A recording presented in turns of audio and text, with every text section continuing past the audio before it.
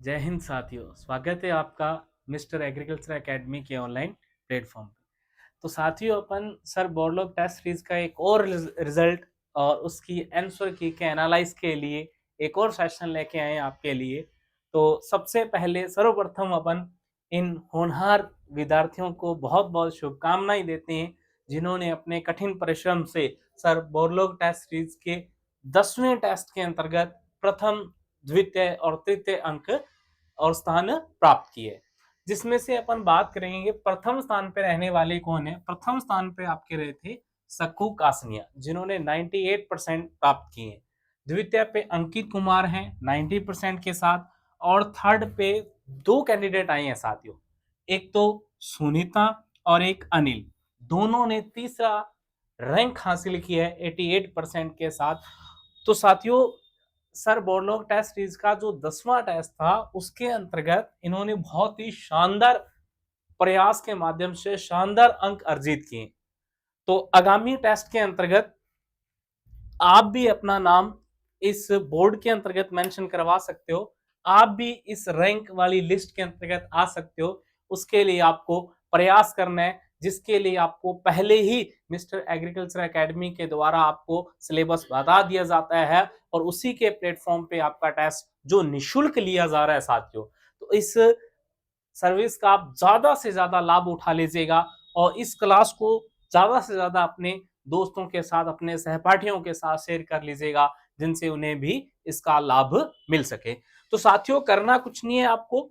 अगर आपको इस टेस्ट सीरीज में भाग लेना है, तो जो मिस्टर एग्रीकल्चर एकेडमी के द्वारा ये जो निशुल्क टेस्ट सीरीज चलाई जा रही है, इसमें भाग लेने के लिए आपको क्या करना है, इस व्हाट्सएप नंबर पे आपको इस व्हाट्सएप नंबर पे क्या करना है, अपने नाम के साथ मैसेज करना है। कौन से नंबर पे? 94 627 51 501।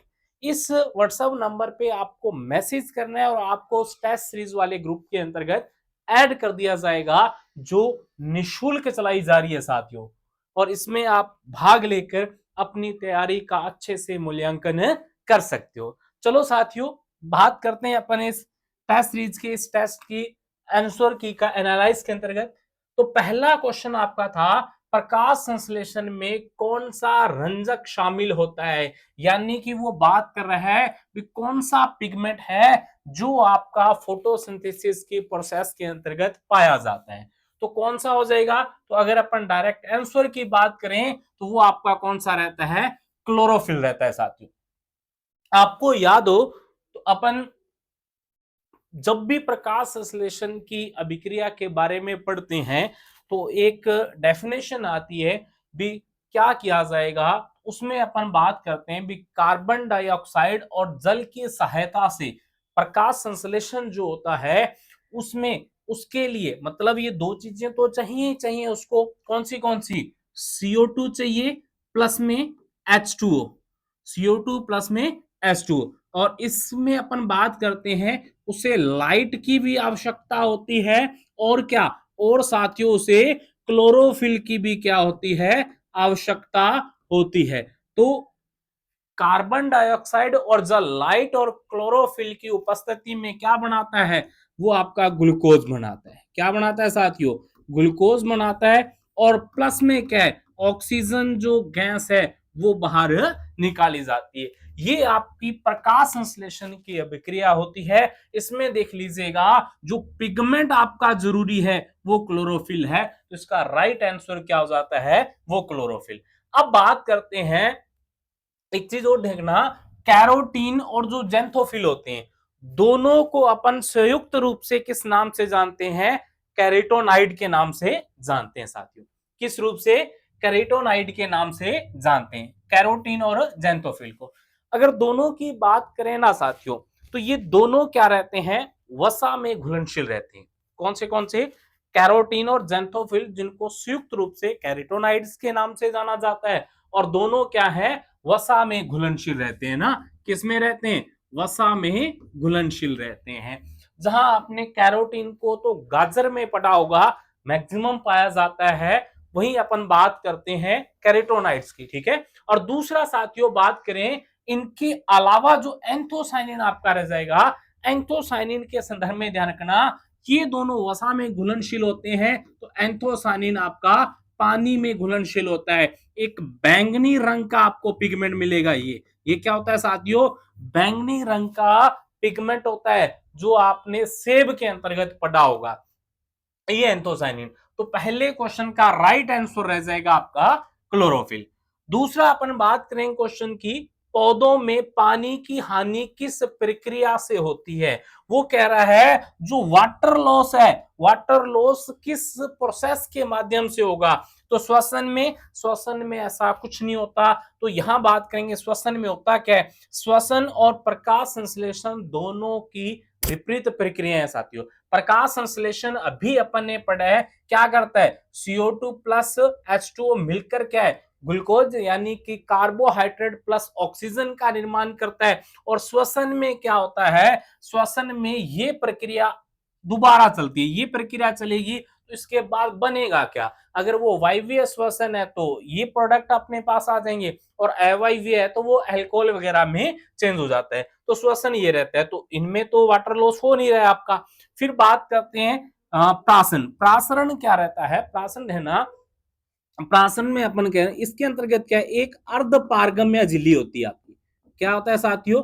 अर्ध पारगम्य झिल्ली होती है, मतलब बीच के अंदर एक मेम्ब्रेन होनी चाहिए, और उसमें क्या चाहिए, इस अर्ध पारगम्य झिल्ली के द्वारा क्या किया जाता है, जो आपके विलायक अणु होते हैं, वो विलायक अणु क्या है, दूसरी साइड जाते हैं, यानी कि कम सांद्रता से ये किसकी ओर, अधिक सांद्रता की ओर जाएंगे। ठीक है, कम से अधिक सांद्रता की ओर जब गमन करते हैं, मतलब यहाँ पे सांद्रता क्या है, कम है, और यहाँ पे सांद्रता क्या है, ज्यादा। जब ऐसा हो, विलायक अणु कम से ज्यादा सांद्रता की ओर गमन करते हैं और बीच में आपका एक अर्धपारगम्य झिल्ली है, उस प्रोसेस को अपन क्या कहते हैं, ऑस्मोसिस कहते हैं। तो यहां भी क्या है, यहां भी पानी का लॉस नहीं हो रहा है। प्रासरण में पानी का क्या होता है, अवशोषण होता है, वाटर का अब्जॉर्प्शन होता है, ये ध्यान रखना। अब बात करते हैं इस आंसर का राइट आंसर क्या है। तो क्या रहता है साथियों, इसका राइट आंसर रहता है वाष्पोत्सर्जन। अब वाष्पोत्सर्जन में क्या होता है, आपने देखा होगा मुख्यतः ये क्या होता है, पौधे के रंध्रों के द्वारा, रंध्र मोस्टली अपन पत्तियों के अंतर्गत देखते हैं साथियों। तो रंध्रों के द्वारा क्या है, पानी का वाष्प के रूप में उड़ जाना, पानी का वाष्प के रूप में उड़ जाना, वो वाष्पोत्सर्जन कहलाता है। और इसी प्रक्रिया के माध्यम से क्या है, पानी का लॉस होता है। तो इसका राइट आंसर वाष्पोत्सर्जन हो जाएगा। तीसरा, केल्विन चक्र का पहला स्थिर उत्पाद कौन सा है? तो यहां बात करने, यहां ध्यान रखना, अपन को 3 सर्कल मिलते हैं। ठीक है, एक आप केल्विन सर्कल पढ़ते हो जिसे C3 प्लांट कहते हैं अपन। ठीक है, एक आपका C4 प्लांट होते हैं, C4 प्लांट, और एक आपके कैम्प प्लांट होते हैं। कौन से होते हैं? Camp plant. यहां बात करें तो ये तो आपका केल्विन साइकिल हो गया। कौन सा साथियों? Kelvin cycle. इसे अपन हैच एंड स्लेक साइकिल कहते हैं। ठीक है, क्या कहेंगे? Hatch and Slack cycle. और ये जो आपका होता है कैम्प पाथवे। ठीक है, ये क्या हो जाएगा आपका? Camp pathway. अब इसमें होगा क्या, तो उसने क्या पूछा है, वो पूछ रहा है फर्स्ट स्टेबल प्रोडक्ट की बात करें, तो तीनों की बात कर लें अपन। यहां जो आपको मिलेगा साथियों, यानी कि इसके अंतर्गत जो फर्स्ट स्टेबल प्रोडक्ट मिलता है C3 प्लांट में, केल्विन साइकिल में, वो आपका क्या मिलता है, वो आपका 3PGA मिलता है। क्या मिलता है? 3PGA। यहां बात करेंगे तो यहां आपका क्या है, यहां आपका OAA मिलता है साथियों। ठीक है, और यहां क्या मिलेगा, यहां मैलिक एसिड मिलेगा। क्या मिलेगा? मैलिक एसिड मिलेगा। यहां बात करें तो ये जो प्रोडक्ट होता है वो 3 कार्बन युक्त होता है। ये क्या होता है? 4 कार्बन युक्त। और ये भी क्या होगा आपका? 4 कार्बन युक्त। 3PGA का मतलब क्या होता है? 3 फास्फोग्लिसरिक एसिड होता है साथियों। ठीक है, जो ये रहा 3 फास्फोग्लिसरिक एसिड। तो किसका पूछा है इसने? इसने केल्विन का पूछा है, तो राइट आंसर इसका क्या हो जाएगा? केल्विन हो जाएगा। हैच एंड स्लेक की बात करें तो ओए, ऑक्जेलो एसिटिक एसिड आपका रहता है। क्या रहता है? ऑक्जेलो एसिटिक एसिड रहता है, जो 4 कार्बन युक्त होता है। और कैम प्लांट के अंतर्गत, कैन पाथवे के अंतर्गत आपका 4 कार्बन युक्त मैलिक एसिड मिलते हैं। ध्यान में रह जाएगा, किसी का भी पूछ ले आपसे तो आपको ध्यान में रहना चाहिए। नेक्स्ट क्वेश्चन है, पौधों में जड़ रोम का मुख्य कार्य क्या है? यानी कि पौधों की अपन बात करें तो मान लीजिएगा ये आपका प्लांट है, ये इसकी जड़ें हैं। जड़ें जो क्या होती हैं, सोइल के अंदर होती हैं। तो इन जड़ों का मुख्य काम क्या है? इन जड़ों का मुख्य काम है, एक तो यहाँ पे अपन बात करेंगे कि आपका जल पाया जाता है, कौन सा? किसी के जल बात करते हैं ना अपन, तो एक जल पाया जाता है। और जल के साथ साथ क्या है, बहुत सारे मिनरल्स यानी कि खनिज पाए जाते हैं। क्या पाए जाते हैं? खनिज पाए जाते हैं। साथियों याद हो तो नाइट्रोजन की बात करते हैं अपन, ठीक है, फास्फोरस वगैरह, बहुत सारे जो खनिज हैं जो पौधों को आवश्यक होते हैं, वो क्या है, मैक्सिमम आपका क्या है, सोइल के अंदर से मिलती हैं। और उनको मिलेंगे कहां से? तो वो पौधे के जड़ वाले क्षेत्र से क्या है, पौधे को प्राप्त होते हैं। तो इस क्वेश्चन का राइट आंसर क्या हो जाएगा? पानी और खनिजों का अवशोषण करना ही जड़ रोम का मुख्य कार्य रहता है। ध्यान में रह जाना चाहिए आपको। नेक्स्ट बात करेंगे साथियों, पौधों में प्रकाश संश्लेषण कहां होता है? प्रकाश संश्लेषण होता क्या है वो अपन बात कर चुके हैं। भी CO2 प्लस H2O मिलकर ग्लूकोज यानी कि कार्बोहाइड्रेट प्लस ऑक्सीजन का निर्माण करते हैं। लाइट की प्रेजेंट के अंतर्गत क्लोरोफिल आपका चाहिए। लेकिन अब ये पूछ रहा है भी ये वाली प्रक्रिया होती कहां है? तो ये वाली प्रक्रिया कहां होती है? ये वाली प्रक्रिया होती है आपका क्लोरोप्लास्ट में। अब क्लोरोप्लास्ट के संदर्भ में ध्यान रखना, क्लोरोप्लास्ट के अंतर्गत अपन बात करते हैं, ये दो प्रकार के मिलते हैं आपको, ठीक है साथियों। एक तो क्लोरोफिल होता है जो इसमें, वो क्लोरोफिल ए और क्लोरोफिल बी होता है।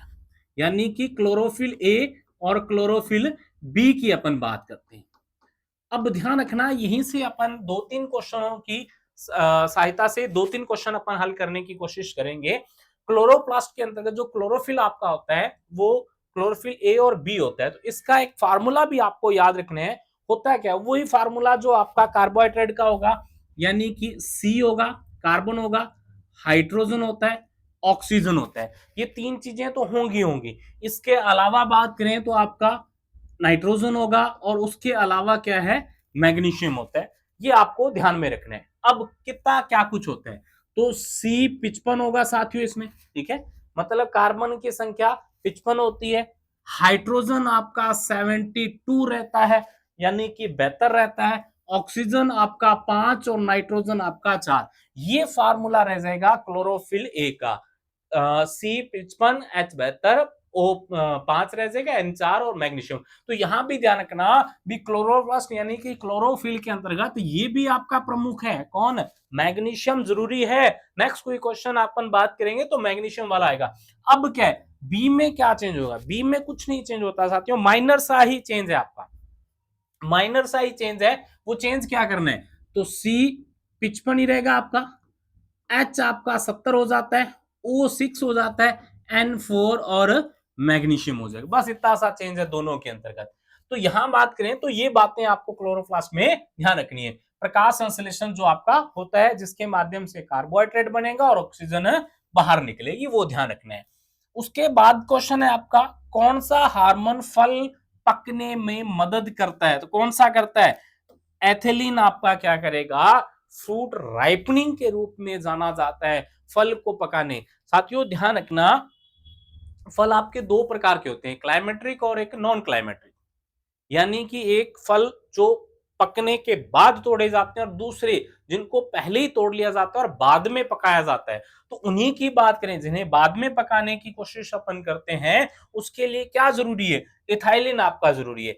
बाकी जो आपके हार्मोन रह जाएंगे जैसे ऑक्सिन हार्मोन है, तो ये पौधे की जड़ों के विकास के लिए और जो शीर्ष वाला पार्ट रहता है, टॉप पार्ट रहता है, उसके विकास के लिए आवश्यक होता है साथियों, ठीक है। साइटोकाइनिन उसकी लेटरल ब्रांचेस यानी कि पार्श्व शाखाओं के लिए जरूरी होता है और जिब्रेलिन जो रहता है उसकी मोटाई के लिए जरूरी होता है। उसके बाद नेक्स्ट क्वेश्चन की बात करते हैं अपन, पौधों में तनाव हार्मोन किसे कहा जाता है? ध्यान रखना, तनाव हार्मोन यानी कि स्ट्रेस हार्मोन की बात करें तो वो किसे कहा जाता है? वो कहा जाता है एब्सिसिक एसिड को, जिसे अपन ए के नाम से भी जानते हैं, ठीक है, ए बी ए के नाम से एब्सिसिक एसिड, ठीक है। तो एब्सिसिक एसिड के बारे में ध्यान रखना, इससे एंटीऑक्सिन भी बोला जाता है। एक और क्वेश्चन आता है, सेम ही ऑप्शन रख के आपसे पूछ लेगा, निम्नलिखित में से पादवृद्धि हार्मोन नहीं है। तो यानी कि ऑक्सिन, साइटोकाइनिन और जिबरेलिन तीनों आपके पौधे की वृद्धि के लिए सहायक होते हैं, और जस्ट उसका उल्टा यानी कि वृद्धि को रोकने का काम कौन करता है? एब्सिसिक एसिड करता है। इसे एंटीऑक्सिन भी बोला जाता है और स्ट्रेस हार्मोन के नाम से भी जाना जाता है। जाइलम का मुख्य कार्य क्या रहता है? यहां ध्यान रखना, दो रहेंगे आपके। एक तो आपका जाइलम की बात कर रहे हैं अपन, ठीक है, और एक अपन फ्लोएम की बात करें। फ्लोएम की बात करें, जाइलम का जैसे जाइलम और जैसे जल याद रख लेना आप, ठीक है। जल ले जाने का काम कौन करेगा? जाइलम। फै से फ्लोएम और फैल से फल याद रख लेना। फल यानी कि जो भोजन होगा, मतलब ये प्रोसेस होने के बाद, ठीक है। तो जाइलम मुख्य रूप से अगर बात करें तो पौधे की जड़ों के अंतर्गत क्या है? जो पानी का अवशोषण करने के बाद इस पानी को पूरे पौधे तक ले जाने का काम कौन करता है? जल करता है। और प्रकाश संश्लेषण में अपन बात कर ही चुके हैं, भी कार्बन डाइऑक्साइड चाहिए, CO2 चाहिए, और प्लस में क्या क्या था? मतलब CO2 वातावरण से मिल जाएगी, और जल आपका यहां जाइलम ने दे दिया, इससे मिलकर जो आपका कार्बोहाइड्रेट बनता है, यानी कि ग्लूकोज प्लस ऑक्सीजन जो बाहर चली जाएगी, और जो ग्लूकोज बनेगा, जो पूरे पौधे को आपको देना है, उसको ले जाने का काम कौन करेगा? फ्लोएम। तो जो पौधे की पत्तियों के अंतर्गत अपन बात करते हैं, ये जो चीज बन जाएगी यानी कि कार्बोहाइड्रेट बन जाएगा, इस कार्बोहाइड्रेट को पूरे पौधे तक ले जाने का काम कौन करेगा? फ्लोएम। तो यहां क्या कर रहा है? जो पहली बात है, भी पानी और खनिजों का परिवहन कौन करता है? जाइलम करता है, ठीक है। भोजन का परिवहन का क्वेश्चन आ जाएगा तो फ्लोएम पे जाना है आपको, ठीक है। शर्करा का भी आ जाए, फ्लोएम पे जाना है अपन को, ठीक है, ये ध्यान रखना। तो नेक्स्ट क्या है? क्लोरोफिल संश्लेषण के लिए कौन सा तत्व आवश्यक है? अपन ने क्लोरोफिल का फार्मूला पढ़ा था। क्लोरोफिल ए C55H72 O5N4 और मैग्नीशियम की बात की थी अपन ने। तो ध्यान रखना कौन है? मैग्नीशियम तत्व आवश्यक है। नाइट्रोजन स्थिरीकरण के किसके द्वारा होता है? तो साथियों साइनोबैक्टीरिया के द्वारा नाइट्रोजन स्थिरीकरण किया जाता है, ठीक है, ये ध्यान रखना। स्टोमेटा के माध्यम से जो बात कर चुके हैं, रंध्र क्या करते हैं? रंध्र आपका प्रकाश वाष्पोत्सर्जन वाली जो बात पढ़ी थी अपन ने, उसमें ध्यान रखना था। पौधों में वाष्पोत्सर्जन मुख्यतः किसके माध्यम से होता है? वही क्वेश्चन आ गया ना अभी आपका। तो वाष्पोत्सर्जन किसके माध्यम से? स्टोमेटा के माध्यम से। मैंने बता चुका था भी पत्ती के जस्ट निचले वाले भाग के अंतर्गत ज्यादा वाष्पोत्सर्जन आपका होता है रंध्रों के माध्यम से। पत्तियों से प्रकाश संश्लेषण के दौरान कौन सी गैस निकलती है? प्रकाश संश्लेषण, वही क्वेश्चन है आपका, कौन सा? ये वाला ही, CO2 प्लस H2O, ठीक है। ऊपर आपका क्या है? लाइट चाहिए, नीचे क्लोरोफिल चाहिए, बनेगा क्या? C6H12O6 यानी कि ग्लूकोज, कार्बोहाइड्रेट, प्लस में ऑक्सीजन गैस आपकी क्या है? बाहर निकल जाएगी। तो वही तो उसने पूछा है, तो क्या होगा साथियों? ऑक्सीजन गैस आपका क्या है? बाहर निकलती है, ध्यान रखना है इसके बारे में। नेक्स्ट क्वेश्चन आपका, पौधों में शर्करा का प्रवहन याद कीजिएगा, अभी मैं बता के गया हूं, शर्करा का प्रवहन किसके माध्यम से होगा? फ्लोएम के माध्यम से। मैंने बताया था ना, जाइलम के माध्यम से जल का अपन याद करते हैं, ठीक है, ध्यान रखना। क्लोरोप्लास्ट में क्या है? जो प्रकाश संश्लेषण वाला पढ़ा था वो रहेगा आपका, ठीक है। उसके बाद एंजाइम रुबिस्को, एक एंजाइम का नाम है जिसका नाम है रुबिस्को, किस प्रक्रिया में शामिल होता है? तो याद कीजिएगा जो अपन ने C3 साइकिल पढ़ा था, यानी कि कैल्विन चक्कर। तो कैल्विन चक्कर में या कैल्विन साइकिल जो पूर्ण होता है, उसमें सबसे बड़ा योगदान किसका रहता है? रुबिस्को एंजाइम का। तो रुबिस्को एंजाइम के संदर्भ में एक और बहुत अच्छा क्वेश्चन आता है साथियों, बहुत ही बार पूछा जा चुका है, वो क्या है? विश्व में सर्वाधिक मात्रा में पाया जाता है, विश्व में सर्वाधिक पाया जाने वाला एंजाइम है, सर्वाधिक पाया जाने वाला एंजाइम है, ठीक है। ये भी याद रखना है इसके संदर्भ में। अगर क्वेश्चन पूछ ले भी विश्व में सर्वाधिक मात्रा में कौन सा एंजाइम पाया जाता है, तो आपका रुबिस्को ही होगा साथियों, ठीक है। इसका राइट आंसर कैल्विन चक्कर हो जाएगा। नेक्स्ट क्वेश्चन आपका, प्रासरण का मुख्य कार्य क्या है? ऑस्मोसिस की बात कर रहा है वो। What is the main function of osmosis?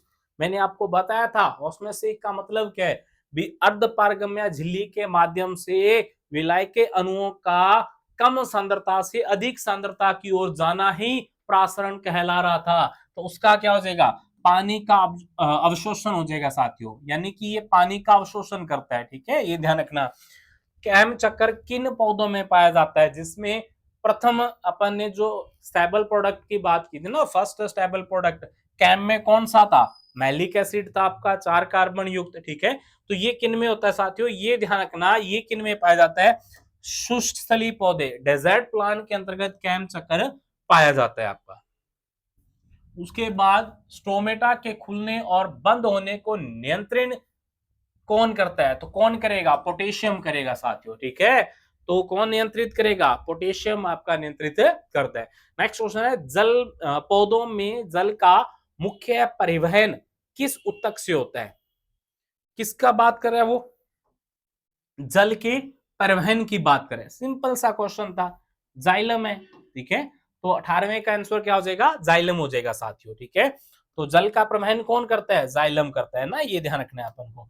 और फल का पूछे मतलब भोजन का पूछे तो फ्लोएम पे आ जाएंगे अपन। नेक्स्ट क्वेश्चन, राजस्थान में चोकला नस्ल का उपयोग किसके लिए होता है, तो सर्वप्रथम तो आपको ये ध्यान रखना है, राजस्थान के अंतर्गत जो चोकला आपकी नस्ल रह जाती है, तो इस चोकला नस्ल की बात करें तो ये कौन से क्षेत्र में पाई जाती है, शेखावाटी क्षेत्र में आपको मिलती है साथियों, यानी कि चूरू, झुंझुनू, सीकर वाले एरिया में। और इसी चोकला नस्ल को अपन क्या कहते हैं, इसी चोकला नस्ल का अन्य नाम ये भारत व राजस्थान की मेरिनो कहा जाता है, राजस्थान की मेरिनो कहा जाता है। मेरिनो नस्ल के संदर्भ में ध्यान रखना, मेरिनो जो नस्ल है वो विदेशी नस्ल है, जो अपनी सबसे फाइनेस्ट ऊन के लिए, मतलब महीन ऊन के लिए, सबसे सर्वोत्तम ऊन के लिए प्रसिद्ध नस्ल है मेरिनो। और वैसा ही कुछ कौन कर रही है, चोकला कर रही है, राजस्थान की नस्ल। इसलिए ध्यान रखना, राजस्थान में चोकला नस्ल का उपयोग किसके लिए होता है, तो ऊन के लिए होता है साथियों। ठीक है, और चोकला को भारत व राजस्थान की मेरिनो भी कहा जाता है।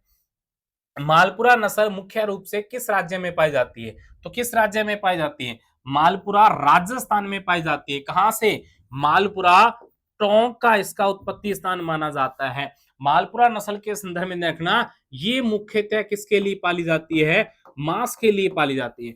वैसे तो साथियों ये क्या होती है, द्विप्रयोजनी होती है, यानी कि ऊन और मांस दोनों के लिए पाली जाती है। लेकिन ध्यान रखना, जो इसकी ऊन होती है ना, वो मध्यम से मोटी किस्म की होती है, तो वो इतनी अच्छी नहीं होती, इसलिए इसे मुख्य रूप से किसके लिए पाला जाता है, मांस के लिए ही पाला जाता है मालपुरा नस्ल को। ये इसके संदर्भ में ध्यान रखना है अपन। नेक्स्ट क्वेश्चन आपका, भेड़ की कौन सी नस्ल ठंडे और पहाड़ी क्षेत्रों में पाई जाती है, तो वो कौन सी रह जाएगी, गद्दी नस्ल रह जाएगी। नाली नस्ल जो रह जाती है साथियों राजस्थान की है, चोकला भी राजस्थान की है, तो ये दक्षिणी दक्षिण के अंतर्गत आपकी डेकनी रह जाती है। तो यहां बात करें गद्दी नस्ल जो रह जाती है, ये कहां पाई जाती है, आपकी हिमाचल प्रदेश के अंतर्गत आपको मिलती है, जो पहाड़ी क्षेत्रों में पाई जाती है। राजस्थान में कौन सी नस्ल रेगिस्तानी परिस्थितियों के लिए उपयुक्त है, तो नाली, मालपुरा, चोकला। ठीक है, तो यहां ध्यान रखना, मारवाड़ी नस्ल उपयुक्त रहती है। नाली नस्ल की बात करें तो ये हनुमानगढ़ वाले क्षेत्र के अंतर्गत वहां पाई जाती है। मालपुरा नस्ल की बात करें तो पहाड़ी और मैदानी दोनों ही, जयपुर रौंक वाला जो क्षेत्र रह जाता है, चोकला शेखावाटी में। तो उस राजस्थान का जो पश्चिमी इलाका रह जाता है, जहां पे मारवाड़ी मुख्य रूप से, ये जो नस्ल है आपको जोधपुर, फलोदी, उस एरिया के अंतर्गत मिलेगी मारवाड़ी नस्ल। मारवाड़ी नस्ल जिसको भेड़ों के अंतर्गत सर्वाधिक रोग प्रतिरोधक क्षमता वाली नस्ल, यानी कि कम रोग लगने वाली नस्ल के नाम से भी जाना जाता है। और ये क्या करती है, बाकियों के मुकाबले अधिक स्वस्थ रहती है मारवाड़ी नस्ल। और एक और ध्यान रखना साथियों, अगर रेगिस्तानी के संदर्भ में क्वेश्चन आ रहा है, तो एक पूर्णतः जो रेगिस्तानी के नाम से जानी जाती है, यानी कि अगर आपसे पूछ लिया जाए पूर्णतः रेगिस्तानी नस्ल कौन सी है, तो पूर्णतः रेगिस्तानी नस्ल कौन सी रह जाती है साथियों, वो जैसलमेरी रह जाती है। कौन सी रह जाएगी, जैसलमेरी नस्ल पूर्णतः रेगिस्तानी नस्ल रह जाती है। उसके बाद बात करें तो भेड़ की कौन सी नस्ल भारत में सबसे महीन ऊन प्रदान करती है, महीन ऊन की बात करिए और भारत में बात करिए, तो अभी अपन बात करके गए थे, ये कौन थी, चोकला, जिसे राजस्थान और भारत की मेरिनो भी कहा जा रहा था। मालपुरा नस्ल किस चीज के लिए जानी जाती है, अभी बात की अपन ने, मांस के लिए मुख्य रूप से जानी जाती है ये।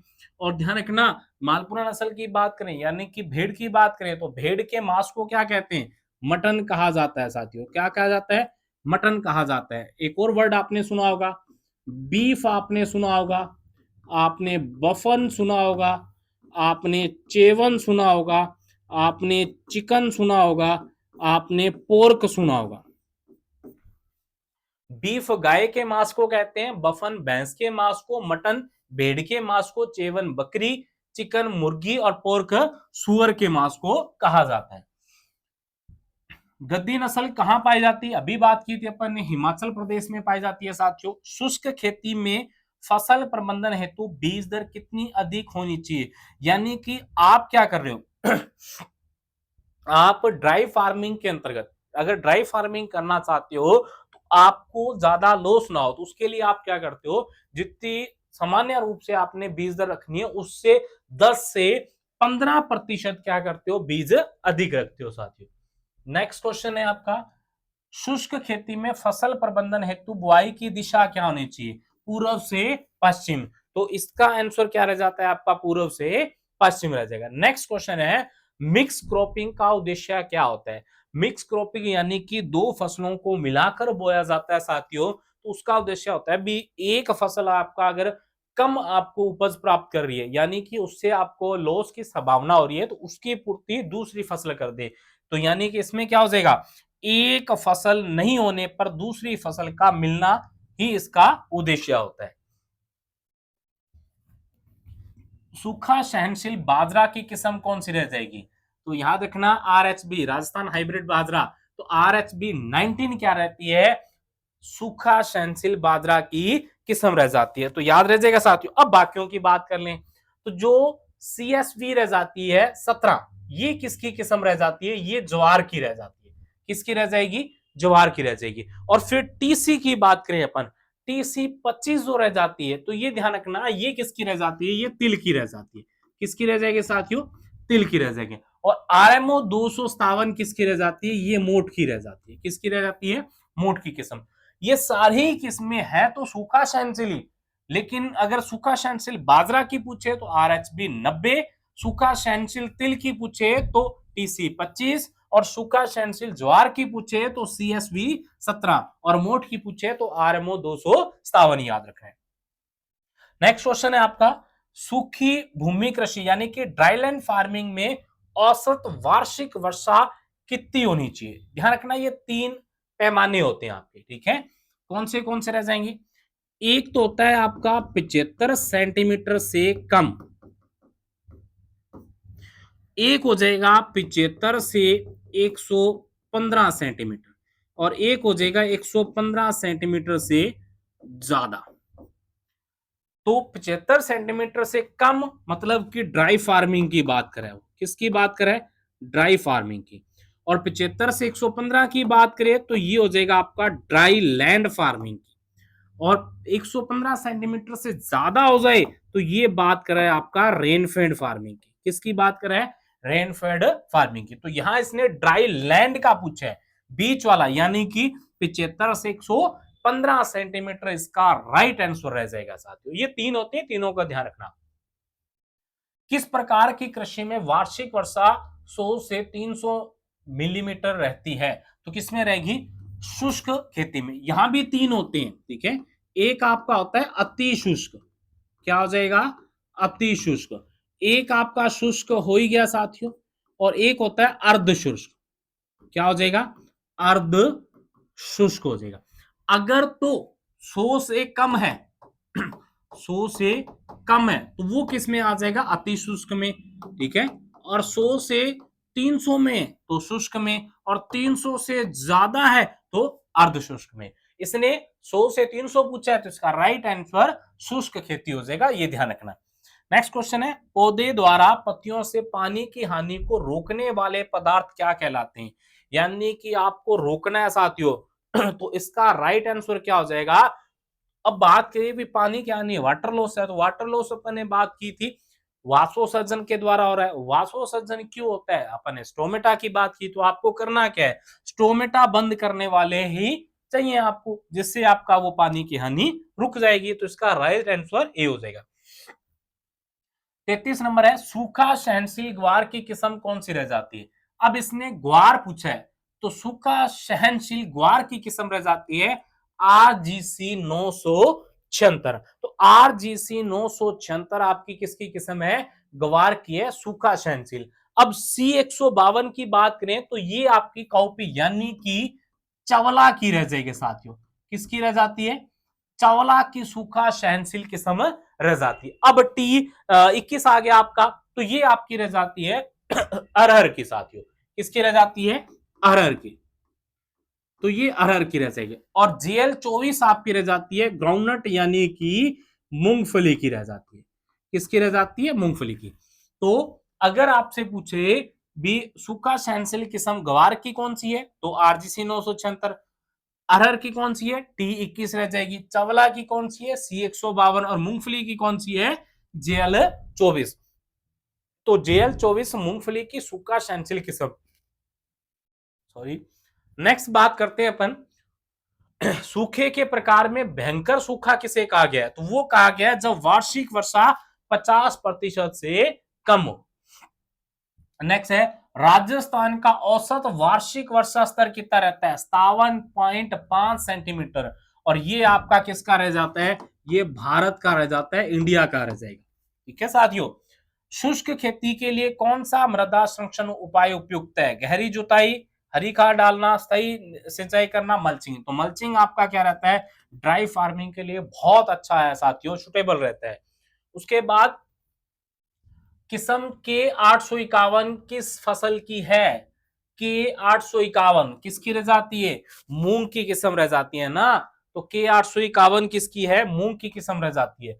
शुष्क क्षेत्रों में मिट्टी की नमी कैसे संरक्षित कर सकते हैं, यानी कि जहां पे पानी की मात्रा कम है, सिंचाई की साधन कम है, तो वहां उससे नमी को बनाए रखने के लिए आपको क्या है, उसके ऊपर एक आवरण ढकना होगा, मतलब ढक के रखना होगा उसको। तो ढकने वाले जो आवरण बनाते हैं उसी को अपन क्या कहते हैं, मल्चिंग कहते हैं। तो इसका राइट आंसर भी क्या हो जाएगा, मल्चिंग हो जाएगा साथियों, ध्यान में रह जाएगा। नेक्स्ट बात करते हैं, तो नेक्स्ट आता है आपका सूखा सहनशील सोयाबीन की किस्म कौन सी है। तो अब याद कीजिएगा, इसमें से एक दो तो आप पिक कर ही लोगे, कौन सी, जैसा कि बताइएगा जल्दी से। RHB 90 अपन पढ़ के आए थे, CSV 17 भी पढ़ के आए थे, ठीक है, बिल्कुल पढ़ के आए थे। बात करें तो RHB 19 अपन किसकी पढ़ी थी, बाजरा की पढ़ी थी। CSV 17 जो पढ़ी थी किसकी, वो ज्वार की पढ़ी थी। और RD 31 रह जाती है जो, ठीक है, RD 31 रह जाती है। CSV 17 जी, RD 31 की बात करते हैं अपन, तो यहां सूखा सहनशील सोयाबीन की किस्म कौन सी है, NRC 37 रह जाती है। तो यहां बात की अपन ने RD 31 जो आपका रह जाता है। सॉरी, एक चीज अपन ध्यान रखना है, जो RHB 90 है बाजरा की याद रह जाएगा आपको, बिल्कुल। C17 आपकी ज्वार की रह जाएगा। अब RD के संदर्भ में रह गया ना एक, तो ये आपकी रह जाती है जोंग की साथी। किसकी रह जाती है, जोंग की। चारों याद रख लेना ना। तो इसका राइट आंसर क्या है, इसने सोयाबीन का पूछा है, तो NRC 37 रह जाता है। भेड़ पालन प्रारंभ हुआ था, भेड़ पालन कब प्रारंभ होता है, तो भेड़ पालन आपका प्रारंभ होता है 87 ईसा पूर्व में। और एक और याद रखना, अगर स्तंतर ईसा पूर्व आ जाए तो इसके संदर्भ में ध्यान रखना, बकरी का याद रखने अपन को, बकरी पालन स्तंतर 100 ईसा पूर्व में हुआ था, और भेड़ पालन आपका 8700 ईसा पूर्व में होता है। तो ये आपकी सर बोरलॉग टेस्ट सीरीज की 10वें टेस्ट के आंसर की रहती है, जो आपने अच्छे से एनालाइज कर चुके हैं। अधिक से अधिक संख्या में जुड़ने के लिए अपने सहपाठियों को वीडियो शेयर कीजिएगा। व्हाट्सएप नंबर पे आपको क्या करना है, मैसेज करना है साथियों। तो यहां बात करते हैं आपको करना क्या है, मिस्टर एग्रीकल्चर एकेडमी के द्वारा जो ये निःशुल्क चलाई जा रही है टेस्ट सीरीज, इस व्हाट्सएप नंबर पे मैसेज करना है और आपको ऐड कर दिया जाएगा। और साथियों, घर बैठकर बहुत ही अच्छी तैयारी और डिपार्टमेंट के लोगों के मार्गदर्शन के अंतर्गत आपको बेहतरीन प्लेटफॉर्म उपलब्ध करवा रहा है मिस्टर एग्रीकल्चर एकेडमी। तो आपको क्या करना है साथियों, प्ले स्टोर पे जाना है, मिस्टर एग्रीकल्चर एकेडमी नाम से जो ऐप है उसको डाउनलोड करना है, और बहुत ही उचित दामों के अंतर्गत आपको क्या है, आपका पैकेज मिल जाएगा। आपको बहुत बहुत धन्यवाद।